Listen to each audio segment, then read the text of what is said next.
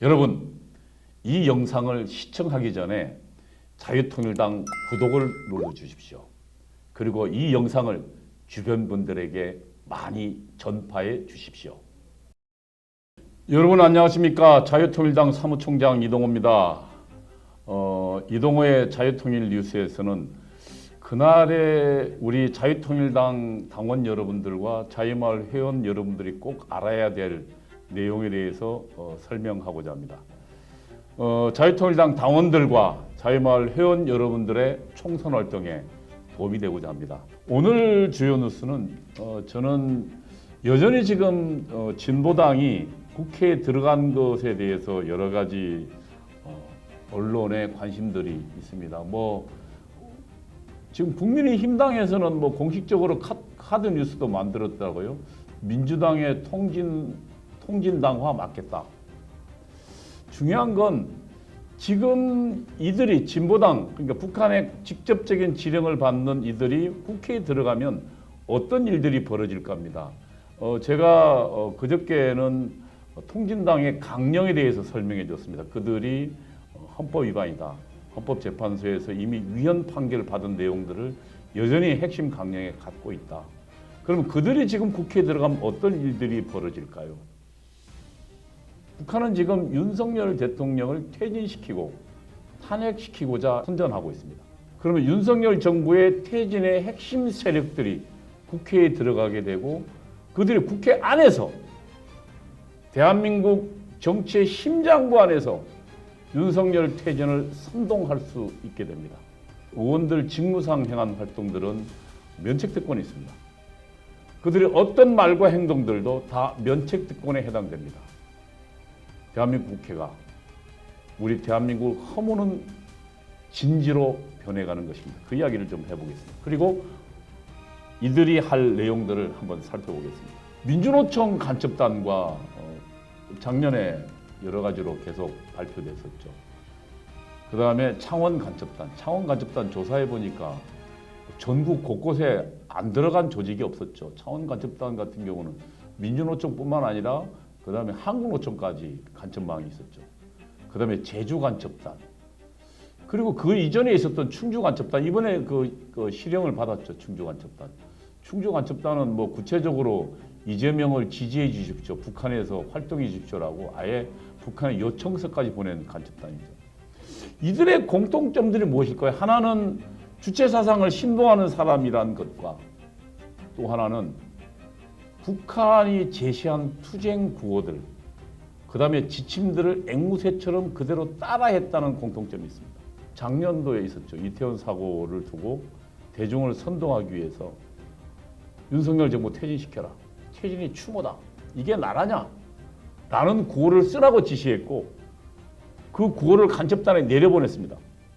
그리고 이 구호는 바로 다음 날 대한민국 한복판 이태원 투쟁 현장에 그대로 나타났습니다. 우선 민주노총 간첩단 조직도입니다. 이번에 민주노총 간첩단이 왜 중요하냐면 민주노총에는 회원이 지금 민주노총의 회원이 120만 명 됩니다. 엄청납니다. 120만 명이 그냥 120만 명이 아니라 우리나라 주요의 예를 들면 방송사, 신문사, 그 다음에 교육 현장, 교사들도 있으니까요. 그리고 또 예를 들면 현대자동차, 우리나라 핵심 공장이죠. 그 다음에 현대조선, 전자, 여기에 싹 있는 게 민주노총입니다. 그들을 갖고 있고. 그 다음에 공공기관에도 민노총 조직원이 있습니다. 우리나라의 예를 들면 주요한 기관 산업이나 주요 산업들 여기에는, 그리고 공무원 조직에도 민주노총이 있으니까요. 거의 우리나라 핵심 영향력 있는 곳은 민주노총이 있다고 봐요. 근데 거기에 지금 민주노총 핵심 간부가 간첩이었습니다. 석근호라는 친구죠. 그 중에 그냥 간부가 아닙니다. 그러니까 조직국장이었습니다. 쟁의는 뭐냐면 민주노총에서 투쟁을 벌이는 걸 말합니다. 노동자들을 선동해서. 그 다음에 조직은 뭐냐면 민주노총의 전체의 조직을 총괄하고 조직하는 사람 말입니다. 조직이 가장 중요하죠, 공산주의에서. 이게 사실상 민주노총의 핵심 중에 핵심이라는 얘기입니다. 근데 이 사람이 북한의 간첩이었고요. 그래서 이런 석건우에게 이 중앙일보 보도를 보면요, 주요 통치기관에 대한 주요 통치기관이 뭡니까? 뭐 예를 들면 대통령실이나 국정원, 뭐 그다음에 군내, 뭐 국방부 이런 것들이죠. 대한 송전망 체계 자료를 송전망이 전력이 들어가야 되니까 송전망 이거 왜 입수하라 그랬을까요? 이 송전망을 입수해서 파괴해버리면 무력화됩니다. 그 기관이. 대통령실 완전히 먹통되고요. 국방부 아예 먹통됩니다. 화성하고 평택이 주로 어디입니까? 평택은 지금 미군 부대가 있는 데입니다. 화력발전소, 항만 등 관련 비밀 자료를 수집하라고 지시해서 이거 뭡니까? 대한민국 내부에서 대한민국을 아예 무력화시키겠다는 얘기입니다. 그 다음에 2019년 7월에는 뭐라고 했냐면 이 반일 투쟁을 하라고 지시했습니다. 일장기 화형식을 해라. 그 다음에 일본의 퇴출운동을 해라. 파격적인 반일 투쟁으로 반일 감정을 고조시켜라. 이건 왜 그럴까요? 이건 김일성이 1975년도에 갓근 전설에서 한 얘기입니다. 무슨 얘기냐면 대한민국 안보란 갓은 하나는 미국과 하나는 일본이라는 것으로 구성되어 있는데 갓이라는 게 바람 불면 이 갓근이 풀어지면 바람 불면 날아가잖아요. 마찬가지로 일본이라는 것만 풀어도 미국이라는 거 풀기는 어려우니까 일본이라는 반일 감정에 의해서 풀면 대한민국 안보가 무너진다는 겁니다. 여러분 지금 현재 일본 정부는 과거에 우리를 식민지 지배했던 천황체제의 전체주의 일본이 아닙니다. 현재 일본 정부는 우리랑 자유민주주의 시장경제, 그 다음에 미국과 동맹도 같이 맺고 있는 우리랑 사실상 이념을 공유하고 있는 집단입니다. 자유민주주의 국가들끼리 전쟁한 적 없습니다. 그런데 그 일본을 향해서 지금 죽창가를 부르고 일본과 외교단절 직전까지 갔잖아요. 이게 뭐예요? 북한의 선전선동이 있었던 거예요. 북한의 지령이. 2022년 5월 달에는요. 이것도 내나 반일이죠. 방사능 오염수 방류 문제로 반일 민심을 부추겨라. 그 다음에 2022년도 4월달, 22년 4월달이니까 3월달에 선거를 마쳤으니까 윤석열 정부가 이제 탄생 직전이죠. 5월달에 탄생이. 그때 뭐예요? 윤석열 정부 반대 투쟁을 주문했습니다. 이때 이 지령이 나오고 민주노총에서요. 뭐냐면 우리는 5년 내내 윤석열 정부를 반대할 것이다. 아예 그런 투쟁 지침을 발표했어요. 민주노총에서요. 6월 달에는 한미동맹은 전쟁 동맹이다. 평화 파괴범 윤석열 탄핵하자. 시작하자마자 5월 10일 날 윤석열 정부가 탄생했는데 6월 달에 이미 북한이 그런 지령에서 탄핵하라고. 그 다음에 뭐 양경수 민주노총 위원장을 지지해라. 지금 현재 진보당을 장악하고 원내 진출을 지원해라. 2022년도에 지시했는데 지금 진보당이 국회에 들어오고 있습니다. 북한의 지령대로 진행되고 있는 겁니다. 그 다음에 또 다른 이태원 참사에 대해서 2022년도 10월 달에 벌어졌죠. 투쟁 동료 지령문이 내려왔어요. 2022년 11월 15일자 북한에 내려보낸 지령문 해독해 보니까 나온 겁니다. 탄핵 사태 일으키라는 겁니다. 세월호처럼. 제가 지금 시위 현장 그 사진을 준비했는데 거기에 보면 태진이 추모다. 이게 나라냐? 윤석열 퇴진, 국민이 죽어간다, 대통령이 책임다. 이거 지금 북한이 지령한 내용들입니다. 제가 우려하는 거는 지금 북한의 지령대로 움직이는 이 양태는 어제 오늘 일이 아니에요. 이미 40년 전. 제가 전대협 있을 때요.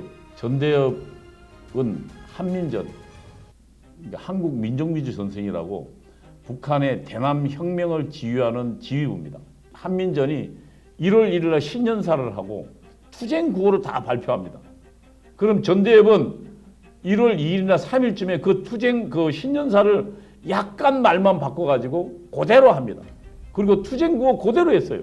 1988년도입니다. 올해 1988년을 기왕의 투쟁에서 교훈을 찾고 다시 한번 분기하여 거족적인 반미 반파시오 구국투쟁으로 친미 군부독재 체제를 청산하고 자주민주 통일의 결정적 국민을 열어가야 한다고 이야기했습니다. 그해 전대협의 투쟁 구호를 볼까요? 그대로입니다.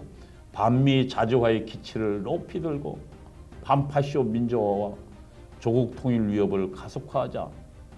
1988년을 거족적인 반미 민주화 투쟁의 해로 되게 하자. 미국의 식민지 통치를 청산하고 민족 자주권을 실현하자. 목숨보다 소중한 민족의 자주권 반면에 이 구원. 신년사 내용하고 똑같지 않습니까? 말만 약간 바꾼 거지. 각계각층 애국 민중은 자주 민주 통일 선전에 과감히 분기하자. 1천만 노동자들이여 노동대중은 반미 반독재 구국항전의 주도 세력이다. 이렇게 선동했습니다. 어떻습니까? 북한이 한민전이 지령하면 전대협이 그대로 그 내용을 받아다가 그대로 구체적인 선전 선동에 나섰습니다. 제가 또 하나 이야기할 거 있습니다. 여러분, 노무현 대통령이 탄핵을 당했습니다. 그때 의회 쿠데타라는 용어가 나왔습니다. 사실은 의회의 법적 요건을 따른 거기 때문에 그건 쿠데타가 아닙니다. 쿠데타는 불법적으로 뒤집는 걸 말하니까요. 그런데 의회의 지금 그 국회의원의 3분의 2를 통해서 대통령을 탄핵할 수 있습니다. 그래서 탄핵한 거거든요. 근데 그거를 의회 쿠데타라는 용어가 나왔어요. 그 의회 쿠데타라는 용어는요, 저희가 추적해 보니까 북한의 한국민족민주전선, 그러니까 대남투쟁 지도부 방송이 이 지금 노무현 탄핵 사태를 의회 쿠데타로 규정하라고 지시했습니다. 그러자요, 정말 놀라운 건 1시간도 안 돼서 대한민국 국회 한복판에서 의회 쿠데타라는 용어가 나왔습니다. 여러분, 이석기 통진당이 박근혜 대통령 때 그 실체들이 알려져서 퇴출당했습니다. 북한이 얼마나 그것을 두고 가슴 아파했는 줄 아십니까? 그래서 북한이 목숨 걸고 박근혜 대통령을 탄핵을 시도했고 결국 박근혜 대통령은 탄핵당했습니다. 여러분, 탄핵 사태 때 박근혜 대통령 목 잘린 그런 얼굴 흉상이 시위 현장에 굴러다녔습니다. 왜냐하면 통진당을 내보냈기 때문입니다. 그런데 그 통진당이 이번에 다시 들어옵니다. 진보당 이름으로. 그리고 그 진보당은 단순히 윤석열을 반대할 뿐만 아니라 북한의 지령을 받고 구호까지 그대로 앵무새처럼 따라하고 북한이 지시하면 아마 폭탄 들고 국회에 나설 겁니다. 존경하는 자유통일당 당원 동지 여러분, 그리고 자유마을 회원 여러분, 북한의 직접적 지령을 받고 북한의 지령이라면 목숨 걸고 싸울 전사들이 이제 다시 국회에 들어옵니다. 이들과 누가 전쟁을 벌일 수 있겠습니까? 저희 자유통일당이 왜 굳이 국회에 들어가는 이유 여기 있습니다. 북한의 지령받는 전사들이 다시 국회에 들어오는데 오렌지족이 이들과 싸울 수 있겠습니까? 도망칩니다. 2019년도 광화문 혁명을 이루었던 그 세력, 광화문 애국운동이 지원하는 그 자유통일당이 국회에 들어갔을 때 그들과 목숨 걸고 싸우고 결국 승리로 이끌어낼 것입니다. 이제 총선이 얼마 남지 않았습니다.